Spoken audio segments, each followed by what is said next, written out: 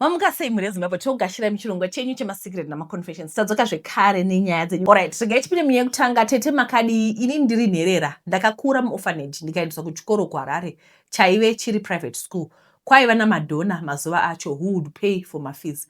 After high school ndakaita course yeteaching, then I got my first job kune chimwe chikoro kuGlen Lawn.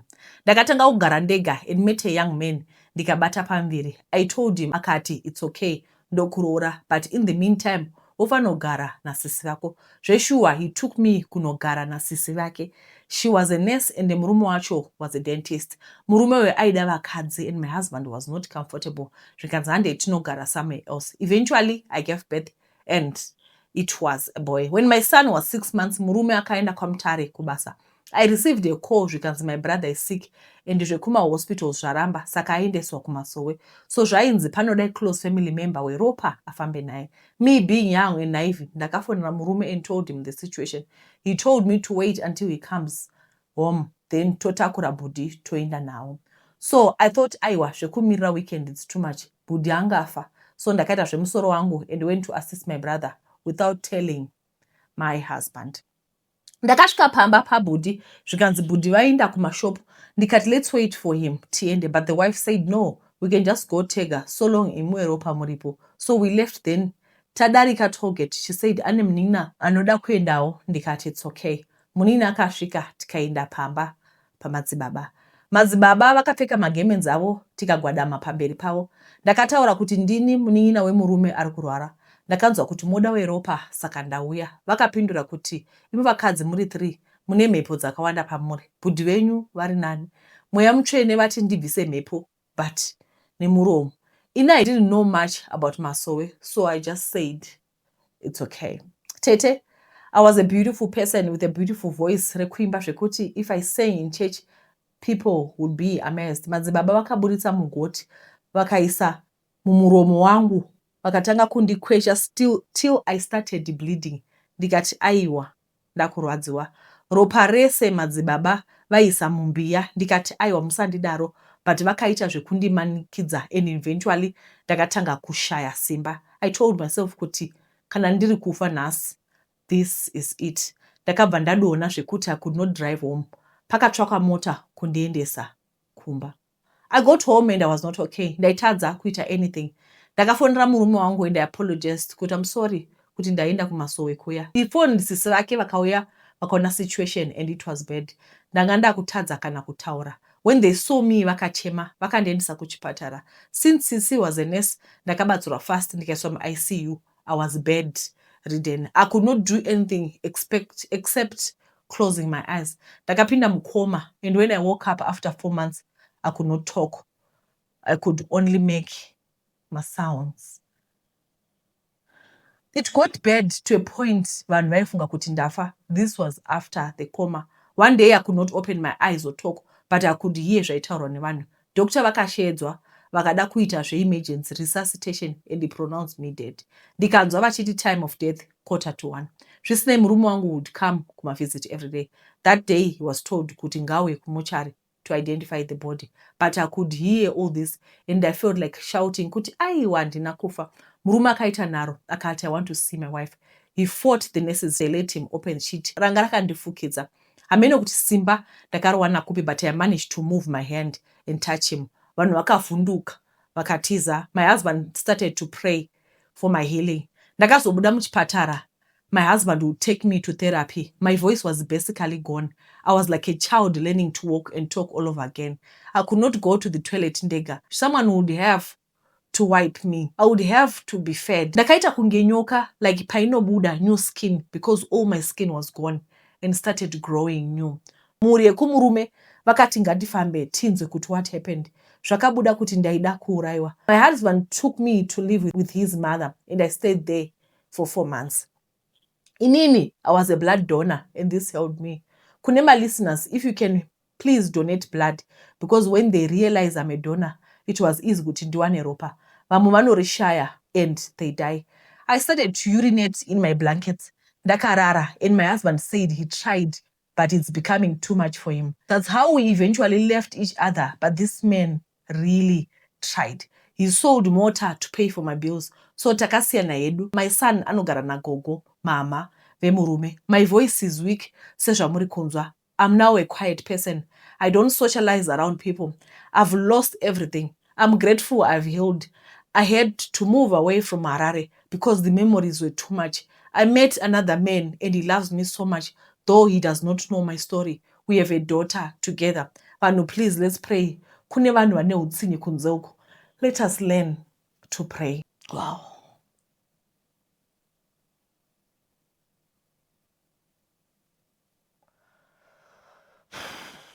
Shoko raJehovha rinotaura kuti my people perish. Regai ndiverenge vhesi. Muzuva ranhasi regai ndiverenge vhesi. Nyaya yandibata, misodzi yangu yabuda asi haina kuzonyanya kubuda zvekuti muzvione, asi yabuda. My people are destroyed for lack of knowledge. Vana vaMwari, tanzwa soko ira. I've never called you this before. Vana vaMwari, tinokukumbirai. Tinokukumbirai.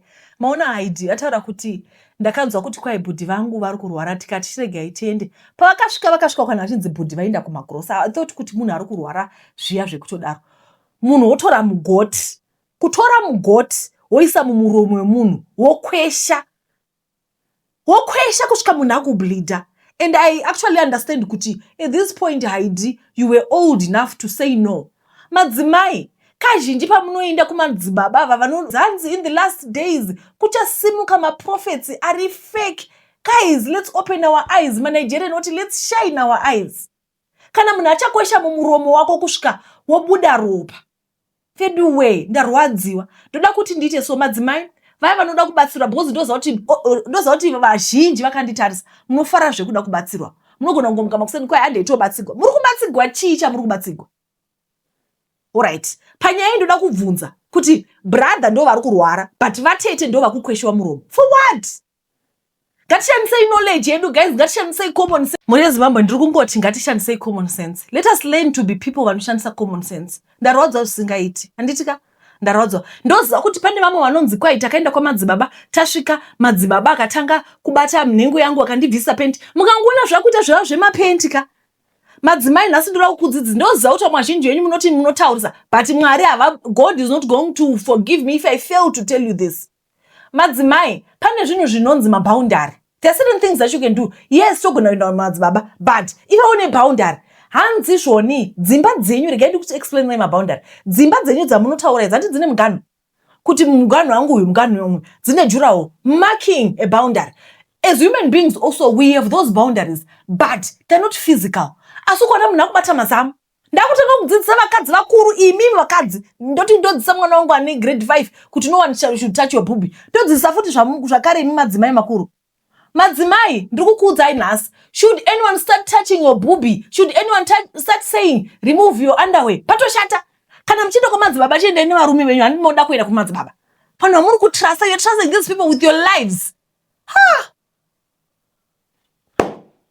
Hi tete, sorry nekunonoka kuita recent audio message yenyu kana umbeona. Okay, but anyway, ndisati ndatanga kutaura zvanga zviri paaudio. Ndokumbirawo mundisvitsirewo this message kuvanhu. Ndiri kutsvaka part-time job yema weekends because during the week ndinenge ndiri kuchikoro. Rekugadzira mumba, I'm willing to do it chero. Rekutarisa vana, I'm good with kids. Rekutodaro financially zvinhu hazvina kumira mushe mumba, saka ndikuda kudambogama my mom, she's a single mom. Ane achava interested munogona kumpa namba dzangu idzodzo dzandinoshandisa. I'm also looking for anyone ane business akuda kuti go advertising. I'm very confident I can be the face of the business zvakatofamba boy, especially ema cosmetics or anything. Don't forget to post it maita basa. The other thing, don't post my number on the screen. Pane vari muno muchano vanogona kuzondisiva. Lots of love, thank you. I didn't post. Alright, regai tiverengenyaya inotevera. Hi Sisi Glory, I'm 25 years old, working as a helper in Botswana, Gaborone. I'm looking for a serious man who is ready to have a family. If he have kids, it must be at least one and about age from 35 to 45. Aiwa, tine group redu single ladies, varume hakuna. Regai ndokubvunzai, varume hakuna. Takakreata group redu vakadzi voka. Hapana varume ndikati gore rino zvinhu zvacho. Alright, regai tipinde munyaya inotevera. Nhasika ndarwadzwa ndikuti wakubuda ziya izvezvo. Wambonzwa kuvaviwa kuhapwa nekuhasha. Alright, nyaya iri kutevera hanzi imba yangu ndinoida. Makadiva tete, ini ndiri kuZimbabwe kuBeitbridge ndiko kwandinogara, so ndine makore 23. Ndingoriwo nenyaya yangu, handizivi mungandipa advice sei kana kuti mungandiita sei. 2024 pane mukomana wandakafambidzana naye ndikadana naye muna October, November, then December. Ndokubva tatizisana nekuti ndanga ndanonoka kuenda kumaperiods, so ndakabva ndazobleeda ndichibuda maclothes. Ndokubva taenda kusejari, vakati hapana pambiri painapo, ingori nyaya yekuti vasikana vanozviita zvekupota vachinonoka, but zvese zviri right, but ndanga ndisati ndamboziva. So ini nemukomana uyu vataplana kuti tinobisa kumba kwedu, but of which kumba uku ndezvekuti handizivi kuti ndiwe unenge uchingofungawo here kana kuti ndanga ndava kurararara ndichingoti hazvisi normal. Saka ndaigara nemaparents angu, mama nadedi. Saka dedi vangu vanga vakungotanga kufungidzira kuti maybe munhu ane pambiri. Saka takazoenda kusejari, takabva taonekwa kuti hapana chinhu. Zvakazoitika ndezvekuti mukomana wangu, sezvo kwakamboitika tension kumba because vaifunga kuti ndine nhumbu, vachingotaurawo vachifungidzirawo, saka vakazofunga kuti ndakabisa. Saka uya tigare tose, mukomana edaro, muna December. Musi wa30 December ndiwo watakatanga kugara tese, zvinhu zvese zvanga zviri right. Then ndikati January, February, March, April, May ndisina pambiri. Then ndobva ndazobata pambiri muna June, July, August, September, November 2025. Mukomana akabva angotanga kuacta zviri weird zvisinganzwisisiki, achinonoka kudzoka kumba uku kumashure. Mumarriage handirambi kuti tinombosangana nema-ups and down, taisangana nawo asi tainzwisisana. Nhumbu yanga yava ne7 months. Payanga yava kuenda ku7 months ndipo pakatanga kungoacta up zviye zviri weird. Achiuya asisadye chikafu, achingouya achiti ndakaguta, achita sei. Then January rimwe day ndobva arara asipo muna January 2026. Pakadzoka mangwana ndikamuti ko wakarara kupi, of which pamba pataigara, pamba pastepfather vake kwete biological father. Ndokubva vamuti vazviziva kuti haana kurara kumba. Paakazodzoka vanga vandibvunza kuti asi mukomana haana kurara pamba here. Saka paakadzoka ndobva vamukansela. Then paakazouya kwandiri ndakamubvunza warara kupi, hazvisi fair zvekuti unorara kumba usiku. Mukomana ndokubva ati ini hangu zvemarriage hazvisi kundiitira. Ndikati manje hazvisi kukuitira zvikanzi ini handisi kufara, like handisi happy. Ndakangozvitora sezvinhu zviri simple kuti munhu uyu chii, asi ndikabva ndangozviignore. Ndobva aenda kubasa the following day. Mama vachidzoka akabva anditora akati hande kumba kweshamwari yadhedhi vake umwe mukadzi so ndobva asvika akatanga kutaura navo. Ini handichadi zvemarriage because mukadzi handichamudi pakusangana plus handisi kufara, ndofeel like ndakambunyikidzwa mumarriage umu. Of which I'm 23, iye ane 24. Takasiyana ne1 year chete. Akabva ati handisi kufara, ndoda kumboona life yangu ndiri ndega. Ndokubva vamuti alright, apa anga angobvisa tsvakirai kuno muna March. Haana kuzombobvisa cause aingoti zvinhu hazvisati zvandimirira musha. Kumba kwavo kune vasikana, iye ndiye ega mukomana. Masisters ake aimbotaura aye vachiti ukunobvisira rini kumba kwemwana wevanhu. Aingoti zvinhu hazvisati zvandimirira musha. Saka December 2025 ndipo patakanga takatarisira kuti achanobvisa. Haana kunobvisa because munhu anoshanda nezvemari. Saka ndobva ati hazviiti ndinobvisa mari izvezvi because mwedzi uno ndewe Christmas. Saka tichanobvisa muna January, takunobvisa profit yatinenge tawana muna December. Ndikabva ndanzwisisa. Saka January 2026 ndipo paanga ari supposed kuenda. Musi wa4 January ndipo paakarara asikokumba. Ndokubva tazoenda kumba kweshamwari yadhedhi vacho. Takataura, ndobva vati topa here mwana wevanhu gupuro. Ini ndikabva ndati hazviite kuti mundipe gupuro, nekuti handina kuroorwa, chero ndikada kuenda kumba kwedu ndoenda. Sei ndakura kudai. Makangoita tsvakirai kuno, hapana kana anotomboziva. Ndosvika negupuro ndichiti ndiri kubvepi.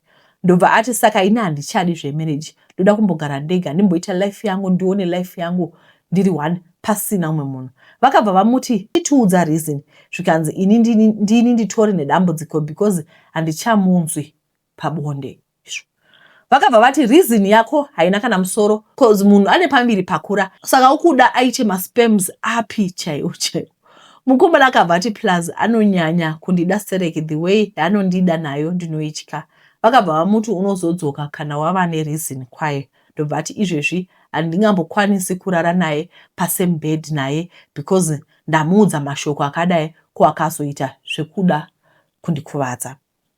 Takabva tikadzokera kumba dhei racho. Haana kutorara kumba. Akangouya makuseni achigeza hamene kuti akarara kupi. Achichinja hembe dzine tsvina asingarari pamba achizviita everyday. Then ndobva stepfather vake vati kuti iwe uende uchisiya mukadzi wako panapa. Azviti tora mukadzi wako uende unogara naye because ko kana something chikaitika anga kuita zvemadays akawanda asingadzoki ozodzoka otora hembe achisiya dzakasviba. Vakabva vati tora mukadzi wako unogara kwaunoita zvese zvaunoda unenge uchisiya mwana wevanhu ega iye ane dumbu rakura kudai. Ndobva ati alright. Ndobva nditi hande tinotsvaka room yekuti tigare tose. Ndobva ndatsvaka room tikabva taoneka kumba. Vakabva vati chiendai munotanga life yenyu mumboona upenyu. Mukomana zvaari kuita akuita nekuti haasi kubhadhara rent, haana ma expenses, saka ngaambonogara. Tikati alright it's okay. Ndobva tatobva pamba paya December. Day rekumuva ndobva ati isa hembe dzako mudhishi riri separate nekuti iwe uchambonogara wega ndichazouya. Ndizvo zvaakandiudza. Ndakachema tete tikabva tamuva.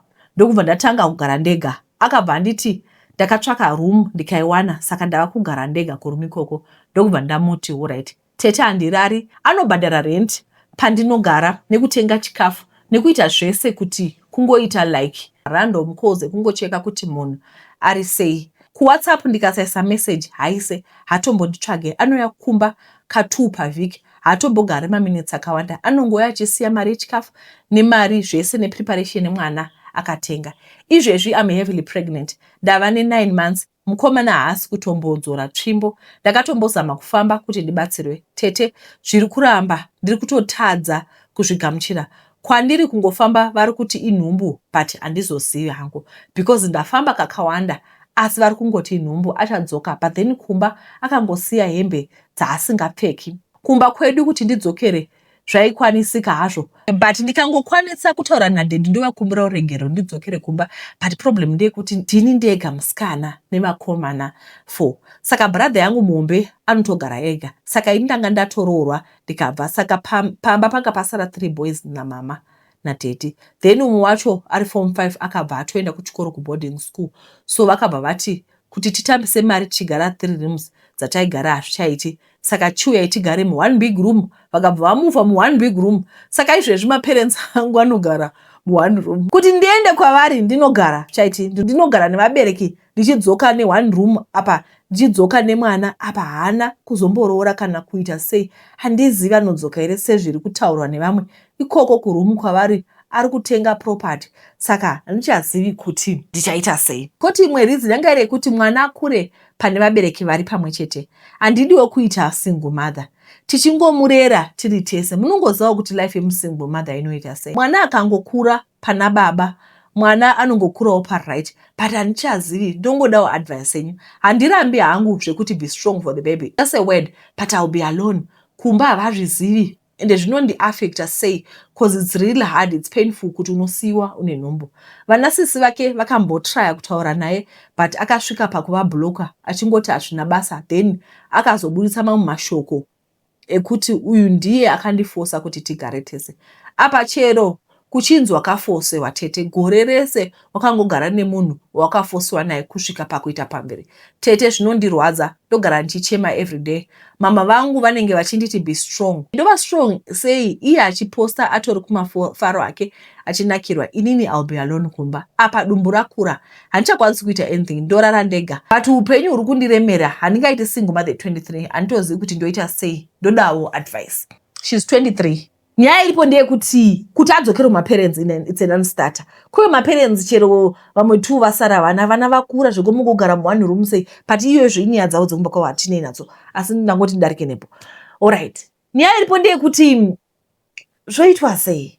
Ini kuna ID I understand you when you say people say be strong chakati all those things we understand but you still need munhu nekuti munhu wawaidanana naye. Ini hangu chandingangofunga ndechekuti since you are staying alone wakagobvire hako pamba ko daddy vacho stepfather makavaudza here kuti ini ndakabva pamba ndikanosiyiwa kuroom makavaudza here. This guy inyaya yeHaidi what I can say is haukwanisi kuti uihandle uri wega, because right now wakatogwa nemukomana mukaendeswa kumba kwemafriends emaparents ukanorandiwe ukanzi handichakudi. Nobody wekumba kwenyu is there to stand with you. Handitika ndosaka maiona kuti kare taibva nemamwe mabrothers aifamba nemamwe mazimbwa, so waiti ukataimira mabrothers aiti sa, because ukaona kuti nyaya yacho ina iri kungoitika uri one, it's you against the whole world, you against this man asiri kukuda, akakushandisa, akumitisa, okusiya. Is that fair? I don't know. Alright, vamwe vazhinji vari kuti inhumbu. Haidi ndanzwa muchiti makafamba kwete ka1, mafamba kakawanda. Mudzokere kustory number 1. Right now you are pregnant, you don't want any drama in your life. Anditika? You don't want any drama nekuzonobviswa chifuta, muprofita akuya nechifuta chichikwaenda kubvisa chifuta chiri munhengo yako, wapiwa zvezvigwere. Kauzvara mwana anenge asachawoni, wapiwa syphilis. Saka what I can just say is, dzokera kumba kwemaparents, so that you can give birth to this child, because you need people around you. You cannot be pregnant unumbika gwadza uri woga pakati peusiku unoita sei. For now, regai timbe benefit of doubt, titi pregnancy. Pregnancy is bad, eh? Munhu anogona kudokuvenga pamwe utori nenhumbu yemwana mukomana mupapa. Handiti? Saka for now, I suggest to go back to his parents' house. You need somebody to stay with. And right now, should he decide kuti akuda kukuramba, ngaakutore anofesana nemaparents ako. You must say, face your parents. Darere kumba kwenyu, because vakomana they are disrespectful. Vanofunga kuti vanokutreata sechikorobo because there's no one standing with you. That is very wrong. Before tapinda munyaya inotevera, tine nyaya iri pano. Are you a Zimbabwean business owner operating in South Africa but struggling to open a proper business bank account? Distinct Africa Holdings can assist you with opening your South African business bank account with FNB fast and compliant. They help Zimbabwean-owned business with all required documentation, compliance, alignment, and full support throughout the business. And that's not all. They also assist with VAT registration, tax clearance, certificates, tax returns, and full company compliance. If you're serious about trading legally and growing your business in South Africa, this is your solution. Contact Distinct Africa Holdings today on +2773 115 2057. Let them handle the paperwork while you focus on growing your business. Anditika? Musatambura. Anditi, let's do hatite zvinhu zviri pamutemo. Regai tipinde munyaya inotevera. Zita rangu ndinonzi Tinashe, takazvarwa tiri vatatu, musikana mumwe chete, Tariro. Kozoti mukoma wangu taona. Vabereki vedu vakashaya tiri vanana vatete, tikakura tichichengetana. Hama dzedu dzaivepo asi hakuna aida kutora misoro mitatu nguva imwe chete. Saka taiti kana tisina basa rekuchikoro tainotengesa mango panomira mabhazi vatete. Pakapedza Tariro fomu yake yechina, akabva tanga kutengesa mushopu. Ndipo paakazosangana neakazova murume wake Joseph. Joseph aitsvaka nzvimbo yekuvhura shopu vatete kuti akwanise kutanga kutengesa. Tariro naJoseph vakafambidzana kusvika vapinda musvitsva tsvene. Vatete handina kuziva kuti ndine hama dzakawanda kudaro panyika ino, nedzimwe hama dzandakapedzisira kuona gore rafa vabereki vangu dzaivepo dzichiomesa misoro. Zvisinei, Tariro akaudza tsano vedu Joseph kuti chero hazvo ainge asina mwana ari musikana, aiva nevana vaviri vainge anavo. Vana vainge anavo kwaibvirwa ini namukoma Tawanda. Vatete mhuri yekumukwasha wedu yakagamuchira sisi vedu nesu zvakare. Asi chazvanga zvakanakira ndechekuti tainge tisingagari hedu nehama dzemukwasha wangu uyu tete. Joseph wainge une musha wakanaka chose kunzvimbo yechishawasha, ane zimba rakakura pano nekoko. Mazuva ekutanga ndairasika kutadza kuziva kuti ndapinda ndikabuda nepapi. Vatete upenyu hwedu hwakatanga kusanduka. Tainge toendawo kuzvikoro zvakanaka, tichipfekawo hembe dzisina zvigamba. Tati gare pamukwasha apa, Tawanda umwe musi akangoti chifuva changu ndiri kuita senge ndabayiwa netsono. Akatanga kufemereka, kwakutanga kukachidzwa vatete. Akangobata chifuva. Patakazama kuti regai tipfeke timhanye kuchipatara, Tawanda akashayika. Ndakatarisa, sisi nemukwasha Joseph vakaviga Tawanda. Vatete rufu rwaTawanda rwakasiya gomba mukati memwoyo wangu kuti mwana wamai vangu akaonei. Ndakoshawa kutaura kuti mukwasha wangu Joseph anga ane mari yakawanda, asi ndava kufungisisa ndinoona kuti mashopu aiti anawo nezvaitengeswa mukati zvaiva zvisingaenderani. Maputi nemunyu nemajigizi zvaisatenga mazimota. Metsi dzacho pane padzaipesana vatete, dzairamba kubhalanza. Tawanda akachemwa akavigwa hake. Asi kubva zvashaika mukoma wangu vatete, ndakatanga kusangana nezviitiko zvinotyisa zvinoshamisa. Handingati hope vatete kana kuti ndaizvifunga, asi murume wangu yandaivata ndakatanga kuona mukoma wangu ainge avigwa mumwedzi wambudzi. Mukoma wangu vatete ainge akamira akanditarisa kuti waifemeruka aita senge ari kukashidzwa, akabata pachifuva chake akanditi handisi rini wokupedzisira. Pandakada kubvunza kuti wairevei, akabva aita senge hadhisapiya mumba. Zvairevei izvi? Hasiri iye wokupedzisira kupi? Zvadini? Zvinorevei? Ndakafuma ndine kushushikana kukuru mukati memwoyo wangu. Ndakafuma ndikaudza mukwasha hope dzandainge ndasangana nadzo. Akanditi inhau yekuti ndaifunga mukoma wangu vakafa vadyidzani nevapenyu zvaingwa mupfungwa dzangu, saka ndaifanira kugara ndiri bhizi pfungwa dzangu dzisashushikana. Vatete ndakafunga kuti chinogona chiri chokwadi. Ndakafanira kugara ndichiita zvinoita kuti ndive bhizi. Ndakazviudza kuti mangwana paizobuda mukwasha nasisi ndaizonovhura tools shed yemukwasha ndobobata payadhi. Panga paakuita masora nekuti kwainaya paiva nemurume aita basa rekuklina asi anga asingauyi everyday, saka ndakaona kuti basa raimukurira. Asi pane chinhu chandainge ndacherechedza vatete. Mutools shed memukwasha mangu maive musingapindwi neuhwanana hudiki. Ndaingofunga kuti inyaya yekuti mune matools akakosha, asi badza rakakosha zvekuisirwa makii matatu. Ndakanovhura mushedhi muya, yanga yakaita sestoreroom. Mukwasha wangu haana kumbobvira afunga kuti ndingapindawo nekuti ndainge ndisina interest yokupindamo. Vatete ndakanovhura gonhi ndokuwana hai mani mune makanduru ane makala akasiyana-siyana ari kupfuta akaitwa denderedzwa. Paive neyellow, green, orange and blue. Macandles anogopfutirei pasina munhu. Nechemukati medenderedzwa maive nechibhuku chiduku. Ndikatwawo ndofunga chibhuku chakakosha ichi chinobatidzirwa macandle. Regai ndimoverenga kuti mainge munei, kuda zvimwe mune secret yekuti woitawo mari sei. Ndakavhura bhuku iri. Kwekutanga kwese uku kwaiva kwakanyorwa madetsi akasiyana-siyana: 24 November 2019, 24 November 2020, 24 November 2021. Madetsi aya vatete ainge akadzimwa kusara kwemusi wainge wafa Tawanda mukomana wangu. Last page paive pakanyorwa 24 Mbudzi 2022. Vatete hana yangu yakarova. Musi uyu ndiwo musi wainge wafa mukoma wangu. Zvairevei? Nemhaka yei ainge akanyorwa mubhuku uye mamwe mazita aiva akadzimirwei? Ndakarohwa nehana. Matools aya handina kuzombomatora. Pfungwa dzangu dzainge dzisachafungi zvakanaka. Ndakaisa kabhuku aka mumbodo mangu ndikatora makeys ndikanodzosera zvakanaka. Reason yandakatora kabhuku aka ndeyekuti ndakafunga kuti kari special, kane maresipi ekuitisa mari to the point yekuti kanogara kakabatidzwa makandle ane makala akasiyana-siyana. Vatete kubva musi wandakaona kabhuku aka kainge kakanyorwa mazita, pamba painge pasachagariki. Mukwasha wangu akatanga kuchinja hono. Wainge ongogara ari mumudhu achipopota, yeye vanhu havachengeteki, vamwe ndakavabvisa munamo chino nechocho. Vatete ndakatiza pamba apa ndikabva ndaenda kuchitungisa ndikatanga kuita zvekutengesa kuti ndiwane mari.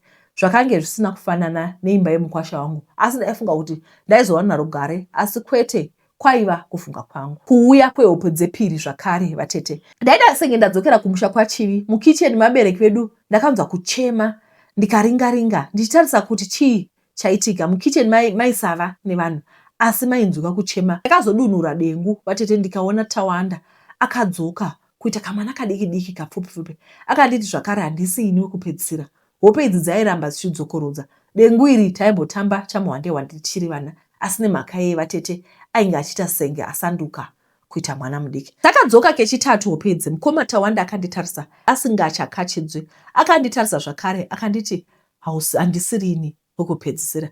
Njere dzangu dzakaita kakupengenuka mbichana. Zvaiva pachena kuti Tawanda aizama kundiudza meseji, asi meseji yacho iri kuuya iri dimikira. Ndakamuka ndichipatika ndichitarisa nguva 3:17. Konoedza vatete. Mumba mangu maitonhora. Yange yatosvika mwedzi mitatu mushure mekunge mukoma Tawanda vashaya. Zvaiva pachena vatete kuti mukoma Tawanda aindipa warning, aindipa chenjedzo. Ndaifanira kunoona sisi Tariro ndonovaudza zvandainge ndasangana nazvo. After all, ndiye ega mubereki wandaiva naye. Vaive sisi asi vaivewo mubereki zvakare vainge vakatirera. Vatete ndakasvika ndikarondedzera sisi zvandainge ndasangana nazvo, asi yekutanga ndaida kuziva madetsi ainge akanyorwa muchibhuku kuti aireve 24 November okutanga. Sisi vanga vaita stillbirth. Mwana akangozvarwa ari chitunha. vachiti vanogadzira kupona mwana akabuda asingafemi. Asi masikani ainge ati zvose zvakarongeka. So what went wrong? And 24 November anotevera mai vaJoseph vainge vangotadza kufema ndiye anotevera wacho baba Joseph same pattern, anotevera wacho mukoma Tawanda. Mukutarisa mafiro aita vanhu ava vatete vaifa same pattern same date, zvichireva kuti zvanga zvisiri normal kuita mupiro wambudzi, mupiro wemwedzi waNovember. Vatete sisi Tarero vakangonditi mwana wamai danga wasina kusvika pano wakafanirwa kuti udzokere Joseph asati asvika zvinhu hazvichina kumira mushe. Sisi Tarero vakati rega ndinotora foni ndifonere text zvizhinji ndichazotsanangura. Ipapo Joseph wakapinda mumba. Mukwasha wangu akaita senge aona chipeko. Akati kotsano mawirei naTawanda. Ini Tawanda upi mukwasha? Zvikanzi Tawanda wakabereka akamira kumusana kwako wani. Ndakacheuka hakuna wandakaona. Mukwasha wangu Joseph akatanga kukachidzwa maziso ndokuchena kuti mbu. Akatanga kufemeruka. Akatanga kuita senge ari kushaya mweya. Zvikanzi Tsano maisafanira kudzoka naTsano Tawanda. Chionai manje zvamakonzeresa. Vatete mukwasha wangu akakashidzwa sisi kutozama kuita first aid. Waita senge munhu ari kusungwa netambo kuzama kukatanura asi zvichiramba. Mukwasha wangu akasiya nyemba. Ndakatarisa vatete. Vatete pane voice refund rakatanga kubuda pana sisi Tarero. Voice raiva raTawanda. Tawanda mushakabvu wakatanga kutaura kuti imba ino haichafi yakadya munhu zvakare, ropa rakwana, vamakadya vakwana. Vatete ndaive neconfusion yakanyanya. Chiko chaitika pano pamba. Sisi Tarero vainge vacheneruka kuita chando. Vatete sisi Tarero vaizviziva here rufu rwemukwasha rwakashamisa. Vatete musiwo Tawanda akandishanyira zvakare. Ainge asati achemi, aiva achisekerera. Akanditi handisini wekupedzisira, ndapedza mupedzi. Asi aisekerera, aifema zvakanaka. Akati sisi Tarero varegerere vaitoshandiswa nemurume wavo mukusaziva. Ndaini akabva andibhabhaisa. Vatete akabuda padhomu. Handina kuzombomuona zvakare.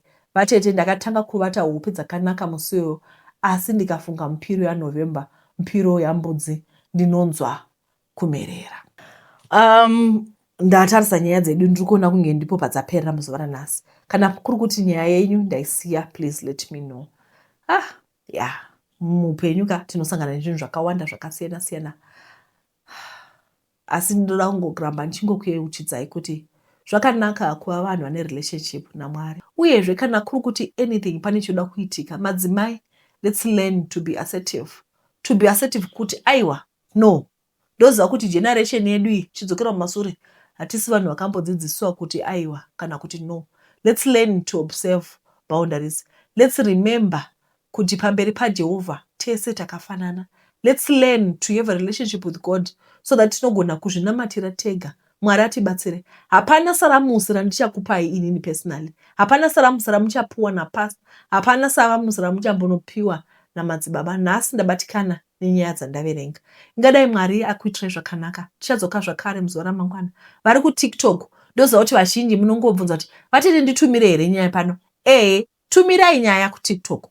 Kana muri kuFacebook, tumirai nyaya kuFacebook. Vari kuYouTube ndo vasingagoni kutumira, ndivi munouya kuWhatsApp. Handiti kuWhatsApp nhamba moita zvekutumira. Even vaiva vanoda kutumira maaudio. Pana vamwe baba zvakare, I remember baba vangu vakati vada kutumira nyaya, ndikatumira audio vakati alright regai nditaipe, vakazongorega bosi vaihla kuikwa pavanga vachida kutumira audio. Ndoramba ndichingokurangadzai kuti mutumire. Handitya vanoda kutumira maaudio, tumirai apa. Asi nyaya yenyu ngaive, ngaifambe, ngaimove. Handiti from A, B, C, D chienda. Don't repeat the same thing. Vari kuTikTok vanoda kutaipa, taipai muisa muinbox ndodziona. Facebook same old story, ndinodziona zvakare. Handiti Mwari vakuitirai zvakanaka. Tichadzoka zvakare muzuva ramangwana nenyaya dzenyu. Muzuva ramangwana tine a little bit of surprise. We're gonna have a new surprise for you guys. Muchaiona zvenyu surprise. Ndokutendai nekuona chirongwa kwamaita. Mwari vakuitirai zvakanaka. Tichadzoka zvakare. Bye bye.